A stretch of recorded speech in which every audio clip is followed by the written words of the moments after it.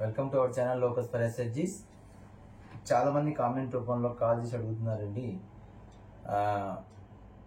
Inactive పై exclusive ఒక video చేయండి అని. ఇన్యాక్టివ్ చాలా ప్రాబ్లమ్స్ వస్తున్నాయి లోకస్ యాప్లో, దాని మీద పూర్తిగా ఒక వీడియో చేయండి. ఓన్లీ ఇన్యాక్టివ్ మీద అలాగనే అప్లోడ్ మీద ఒక వీడియో చేయండి అంటే అన్నీ కలిపి చెప్పడం వల్ల అర్థం కావట్లేదు అనుకుంటున్నాను నేనైతే. అందువల్ల ఎక్స్క్లూజివ్గా అప్లోడ్ మీద ఒకటి, లాక్స్ ఇష్యూ మీద ఒకటి, ఇన్యాక్టివ్ మీద ఒకటి, అలాగనే యాడింగ్ మీద ఒకటి, అలాగనే ఏదైతే ఉన్నాయో 4-5 అంశాలు దాని మీద ఆధార్ వెరిఫై మీద ఒకటి, ఇలా ఒక్కొక్క వీడియోని ఒక్కొక్క అంశం తీసుకొని ఒక్కొక్క టాపిక్ తీసుకొని ఒక వీడియో చేస్తాం ఫైనల్గా. చాలామంది కామెంట్లు మా కామెంట్లు వీడియో చేసిన తర్వాత మళ్ళీ అదే కామెంట్ పెడుతున్నారు, అంటే మీరు వీడియో చూడలేదని అర్థం. సబ్స్క్రైబ్ చేసుకొని లైక్ చేసి షేర్ చేయండి. చాలామంది కూడా సబ్స్క్రైబ్ చేసుకోవట్లేదు, ఆ వీడియో చూడకుండానే కామెంట్ పెట్టేస్తున్నారు, ఆ పాత వీడియోస్ చూడకుండా. అలాంటప్పుడు మీకు మళ్ళీ సేమ్ అదే కామెంట్ అదే రిప్లై ఇవ్వాల్సి వస్తుంది. దయచేసి అర్థం చేసుకోండి. ఓకే, ఈరోజు మీరు మీ అందరి అడిగిన దాని ప్రకారం ఇన్యాక్టివ్ మీద క్లియర్గా వీడియో చేయడం జరుగుతుంది. డీటెయిల్గా వీడియో చూడండి, డైరెక్ట్గా ఇన్యాక్టివ్ సంబంధించి ఎటువంటి ప్రాబ్లం మీకు ఉండదు. ఓకే, అసలు ముందు ఇన్యాక్టివ్ చేసే పద్ధతి, గతంలో మనం ఇన్యాక్టివ్ చేసాం. ఎలా చేసాం? ఇన్యాక్టివ్ ఎవరైతే ఉన్నారో మెంబరు, ఇక్కడ 2 అంశాలు గుర్తుపెట్టుకోవాలంటే ఇన్యాక్టివ్లో 2 భాగాలు ఉంటాయి. ఒకటి, ఇన్యాక్టివ్ చేసే మెంబరు సభ్యురాలే, గతంలో ఎప్పుడు లీడర్గా కాకుండా డైరెక్ట్గా సభ్యురాలైతే డైరెక్ట్గా మీరు ఇన్యాక్టివ్ చేస్తున్నారు. ఓకే, అలాగనే ఇప్పుడు కొత్తగా వచ్చిన సమస్య ఏంటంటే కొంతమందికి inactive bad request inactive member bad request అని, అలాగనే ఆల్రెడీ రికార్డ్ ఎగ్జిక్యూటెడ్ అని, ఇలా కొన్ని మెసేజ్లు వస్తున్నాయి. అంటే దీనికి అర్థం ఒకటి గుర్తుపెట్టుకోండి, ఇన్యాక్టివ్ చేసే సభ్యురాలు ఖచ్చితంగా కూడా మెంబర్ అయితే మీకు ఎటువంటి ప్రాబ్లం లేదు, డైరెక్ట్ ఇన్యాక్టివ్ అవుతుంది. ఒకవేళ డైరెక్ట్ మెంబర్ అయినా కూడా ఇన్యాక్టివ్ అవ్వట్లేదు, బ్యాడ్ రిక్వెస్ట్ అన్న మెసేజ్ వస్తుంది అంటే మీరు ఒకసారి ఖచ్చితంగా మాస్టర్ డేటాను డౌన్లోడ్ చేసుకొని ఆ మెంబర్కి సంబంధించిన మాస్టర్ డేటా డౌన్లోడ్ చేసుకున్న తర్వాత ఒకసారి ఆ గ్రూప్ దగ్గరికి వెళ్ళి మెంబర్ ఇన్యాక్టివ్ చేయండి. మెంబర్ ఇన్యాక్టివ్ చేసేటప్పుడు ఖచ్చితంగా కూడా మీరు ఆ తీర్మానం అప్లోడ్ చేయాల్సి ఉంటుంది, డేట్ మెన్షన్ చేయాల్సి ఉంటుంది, ఏ కారణం రీజన్ మెన్షన్ చేయాల్సి ఉంటుంది, అలాగనే సెటిల్మెంట్ వాళ్ళకి సంబంధించిన పొదుపులు అన్ని సెటిల్మెంట్ అయినా లేదో చూసుకోవాల్సి ఉంటుంది. అప్పుడు తీర్మానం క్యాప్చర్ చేసి ఆటోమేటిక్గా మీరు అప్లోడ్ చేయొచ్చు, ఇన్యాక్టివ్ చేయొచ్చు. ఇన్యాక్టివ్ చేయగానే కొంతమంది లాక్ పడుతుంది, ఖచ్చితంగా లాక్ పడుతుందండి. ఇది చాలా మందికి ఎన్నిసార్లు చెప్పినా అదే అడుగుతున్నారు, ఇన్యాక్టివ్ చేస్తే ఆటోమేటిక్గా గ్రూప్కి లాక్ పడుతుంది. ఇక్కడ గుర్తుపెట్టుకోవాల్సింది, గ్రూప్కి లాక్ పడ్డ తర్వాత మళ్ళీ మిగతా మెంబర్స్ ఎప్పుడు చేయాలి అంటే, ఎప్పుడు చేయాలి? మీరు ఇన్యాక్టివ్ చేసిన గ్రూప్ ఆటోమేటిక్ డీబీఎం లాగిన్కి వెళ్తుంది, లాక్ పడి అక్కడ ఆ మెంబర్ని అప్రూవల్ ఇచ్చిన తర్వాత మీరు మళ్ళీ ఒకసారి మీ ఎస్ఎస్జీ బుక్ కీపర్ లాగిన్లో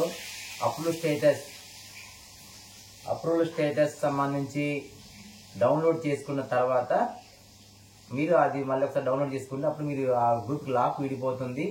అప్పుడు మిగతా రిమైనింగ్ మెంబర్స్ని ఎస్ఎస్జీని చేసి మీరు ఆటోమేటిక్గా మళ్ళీ లాక్ వేయాల్సి ఉంటుంది. ఇది మెంబర్ సభ్యురాలుగా ఉంటే ఈ ప్రాసెస్లో మీరు ఇన్యాక్టివ్ చేయాల్సి ఉంటుంది. అదే మెంబర్ కానీ మీరు ఇన్యాక్టివ్ చేసిన మెంబర్ కానీ గతంలో గ్రూప్ లీడర్గా కానీ అలాగనే సెకండ్ లీడర్గా సెక్రటరీగా కానీ ఉంటే మాత్రం ఖచ్చితంగా మీరు డైరెక్ట్గా ఇన్యాక్టివ్ అవ్వదు.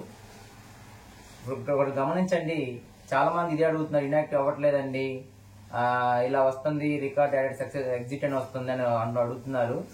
ఎందుకు వస్తుంది అనేది ఈ ఒక్క విషయం గమనించండి.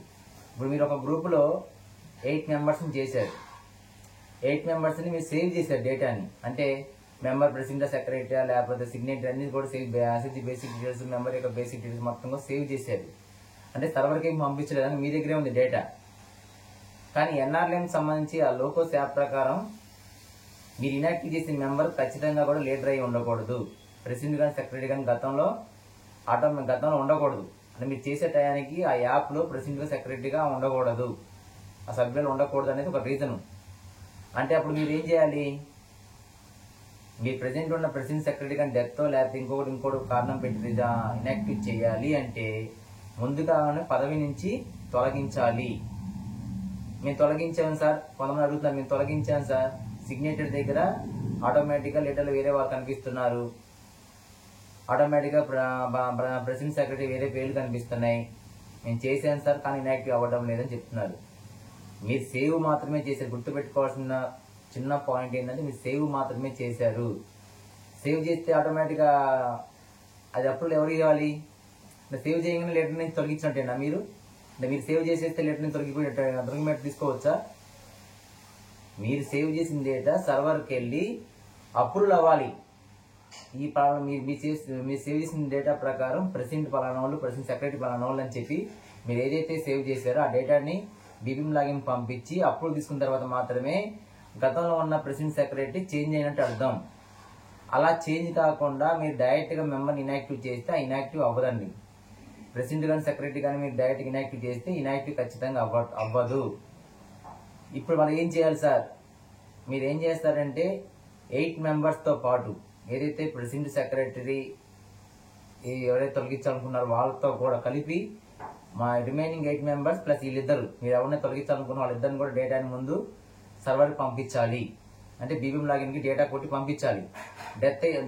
డెత్గా సార్ ఎలా డేటా చేయాలి? లేదంటే లేదు కదా సార్ ఊళ్ళో ఎలా డేటా చేయాలి? ఆ ఆధార్ కార్డ్ నెంబర్ పెట్టుకొని అవసరమైతే మీరు ఆధార్ కార్డ్ నెంబర్ తీసుకొని, లేదంటే మీ దగ్గర ఆధార్ కార్డ్ నెంబర్ ఉంటుంది కాబట్టి డమ్మీగా అయినా సరే ఆ మెంబర్ని సేవ్ చేసి ముందు బీబీఎం లాగిన్ పంపించాలి. బీబీఎం లాగిన్ పంపించినప్పుడు ఏమవుతుందంటే 10 మంది ఒక డేటా ఎస్ఎస్జీ డేటా బీబీఎం లాగిన్కి వెళ్తుంది. వెళ్ళినప్పుడు స్పెసిఫిక్గా మీ బీబీఎం లాగిన్ ఎవరైతే అప్రూవల్ ఇస్తున్నారో వాళ్ళకి చెప్పాలి, ఫలానా గ్రూప్లో ఫలానా మెంబర్స్ని రిజెక్ట్ కొట్టండి అని చెప్పాలి. అప్పుడు రిజెక్ట్ కొట్టి మిగతా 8 మెంబర్స్ని అప్రూవల్ ఇస్తే ఏమైతే ఉంటుందంటే అప్రూవల్ ఎవరికైతే ఇచ్చారు మీరు 8 మెంబర్స్లో వాళ్ళ ప్రెసిడెంట్ సెక్రటరీ ఉంటారు కాబట్టి ఆటోమేటిక్గా వీళ్ళిద్దరి దగ్గర ఉన్న ప్రెసిడెంట్ సెక్రటరీ పదవిని ఆటోమేటిక్గా వాళ్ళు క్యాప్చర్ అయిపోద్ది. అప్పుడు ఆన్లైన్లో కూడా ఎన్ఆర్ఎం సైట్లో కూడా ప్రెసిడెంట్ సెక్రటరీ అనే వాళ్ళు చేంజ్ అయ్యంటే అర్థం. అప్పుడు మీరు ఈ మెంబర్స్ రిజెక్ట్ చేస్తే ఎవరైతే మీరు ప్రెసిడెంట్ సెక్రటరీని తీసేయాలనుకుంటున్నారో గ్రూప్ నుంచి వాళ్ళని కానీ రిజెక్ట్ చేస్తే మళ్ళీ మీకు మీరు అప్రూవ్ స్టేటస్ డౌన్లోడ్ చేసుకుంటే మీకు మళ్ళీ ఆ గ్రూప్ లాక్ ఓపెన్ అవుతుంది.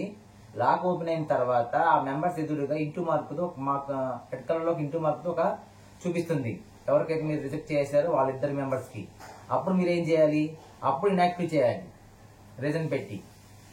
అర్థమైంది? అప్పుడు ఆటోమేటిక్గా సభ్యులుగా మారిపోయారు కాబట్టి వాళ్ళు ఆటోమేటిక్ మీ దగ్గర ఇన్యాక్టివ్ మెంబర్ తీసుకుంటుంది, ఆటోమేటిక్ ఇన్యాక్టివ్ అవుతుంది, మళ్ళీ లాక్ పడుతుంది, మళ్ళీ బీపీఎం లాగిన్కి వెళ్తుంది. ఈ ప్రాసెస్లో మాత్రమే ప్రెసిడెంట్ సెక్రటరీని మీరు తొలగించాలంటే ఈ ప్రాసెస్ ఎంచుకోవాలి. అంతేగాని డైరెక్ట్గా ఇన్యాక్టివ్ మాత్రం అవ్వరండి. ఓకేనా? తర్వాత చాలా మంది గ్రూప్లో ఇద్దరు ఇన్యాక్టివ్ చేయాలండి. ఒక మెంబర్ ఇన్యాక్టివ్ చేసి లాక్ పడింది, మళ్ళీ ఇంకో మెంబర్ ఎప్పుడు ఇన్యాక్టివ్ చేయాలి? మీరు ఏదైతే ఒక మెంబర్ని ఫస్ట్ ఇన్యాక్టివ్ చేశారో లాక్ పడిపోయిందో ఆ మెంబర్ని ముందు అప్రూవల్ ఇప్పించుకున్న తర్వాత మళ్ళీ మీరు లాక్ ఓపెన్ చేసుకొని ఇంకో మెంబర్ని కూడా ఇన్యాక్టివ్ చేయాలి. మళ్ళీ లాక్ పడుతుంది, మళ్ళీ అప్రూవల్ ఇప్పించుకోవాలి, మళ్ళీ బ్యాక్ వచ్చేసి మిగతా రిమైనింగ్ మెంబర్స్ని మళ్ళీ లాక్ వేయాల్సి ఉంటుంది మెంబర్ని యాడ్ చేసి ఇద్దరిని. ఇది ప్రాసెస్. అంతేగాని లాక్ పడుతుంది. తర్వాత ఇంకోటి లాక్ విషయంలో కూడా మళ్ళీ చెప్తున్నామండి, ఇన్యాక్టివ్ చేసినప్పుడు కానీ మెంబర్ని యాడ్ చేసినప్పుడు కానీ సిగ్నేచర్ చేసినప్పుడు కానీ తీర్మానం జంప్ అవుతుంది. ఖచ్చితంగా తీర్మానం మళ్ళీ చేసుకోవాలి, తీర్మానం మళ్ళీ క్యాప్చర్ చేయాలి. ఇన్యాక్టివ్ చేసిన ప్రతిసారి కూడా లాక్ పడుతుంది, ప్రతిసారి కూడా అప్రూవల్ ఇప్పించుకోవాలి, ప్రతిసారి కూడా మళ్ళీ రిమైనింగ్ మెంబర్స్ని డేటా చేసి అప్రూవల్ పంపించుకోవాల్సి ఉంటుంది. ఇన్యాక్టివ్ చేసి చాలా జాగ్రత్తగా కూడా రెండు రకాల ఇన్యాక్టివ్. ఒకటి గ్రూప్ సభ్యురాలుగా ఉన్న ఇన్యాక్టివ్ చేసి డైరెక్ట్ ఇన్యాక్టివ్ అవుతుంది, లాక్ పడుతుంది. ప్రెసిడెంట్ కానీ సెక్రటరీ కానీ గతంలో ప్రెసిడెంట్ కానీ సెక్రటరీ కానీ హోదాలో ఉండి మీరు ఇన్యాక్టివ్ చేయాలంటే మాత్రం ఇన్యాక్టివ్ డైరెక్ట్గా అవ్వరు. ముందు గతంలో ఉన్న ప్రెసిడెంట్ సెక్రటరీ పదవిని తొలగించాలంటే 8 మెంబర్స్తో పాటు ఇద్దరు మెంబర్స్ కూడా డేటా ఎంటర్ చేసి సర్వర్ పంపించాలి అప్రూవల్కి. అప్రూవల్లో 8 మెంబర్స్ ముందు అప్రూవల్ ఇవ్వాలి, తర్వాత వీళ్ళిద్దరు మెంబర్స్ని రిజెక్ట్ చేయాలి. రిజెక్ట్ చేసిన తర్వాత మీరు మళ్ళీ ఎస్ఎస్జీ బుక్ కీపర్ లాగిన్లో వీళ్ళిద్దరిని అప్పుడు ఇన్యాక్టివ్ చేయడానికి వీలవుతుంది. అప్పుడు దాకా మాత్రం ఇన్యాక్టివ్ చేయడానికి వీలు అవ్వదు. దయచేసి గమనించండి. ప్రతి వీడియో కూడా మీకు క్లియర్ కట్గా చెప్తున్నాం. దయచేసి పాత వీడియో చూస్తే మీకు అర్థమవుతుంది. ఇప్పుడు నుంచి లాస్ట్ ఫైనల్గా SSG basic details and member details మీద మాత్రం ఎక్స్క్లూజివ్ ఒక్కొక్క టాపిక్ మీద ఇప్పుడు ఏదైతే ఇన్యాక్టివ్ చెప్పామో తర్వాత ఆధార్ వెరిఫై మీద, అలాగే అప్లోడ్ విషయం మీద, అదే లాక్ ఇష్యూస్ మీద, అలాగనే యాడింగ్ మెంబర్స్ మీద ఈ విషయం 4 టాపిక్లు తీసుకోవడం జరుగుతుంది. తర్వాత మీకు క్లియర్ కట్గా అర్థమయ్యేటట్టు ఒక్కొక్క వీడియో చేసింది తక్కువ టైంలో మీకు తక్కువ విడిదిలో ఒక్కొక్క వీడియో చేసి మీకు పోస్ట్ చేయడం జరుగుతుంది. దయచేసి గమనించండి. ప్రతి ఒక్కరు కూడా ముందు సబ్స్క్రైబ్ చేయండి, మీకు నోటిఫికేషన్ వస్తుంది. లైక్ చేయండి, షేర్ చేయండి వేరే వాళ్ళకు కూడా, మీకు కూడా వేరే వాళ్ళకు కూడా అర్థమవుతుంది. థ్యాంక్ యూ అండి. మరొక వీడియో మీ ముందు కలుస్తాం. ముందు సబ్స్క్రైబ్ చేయండి దయచేసి. Thank you.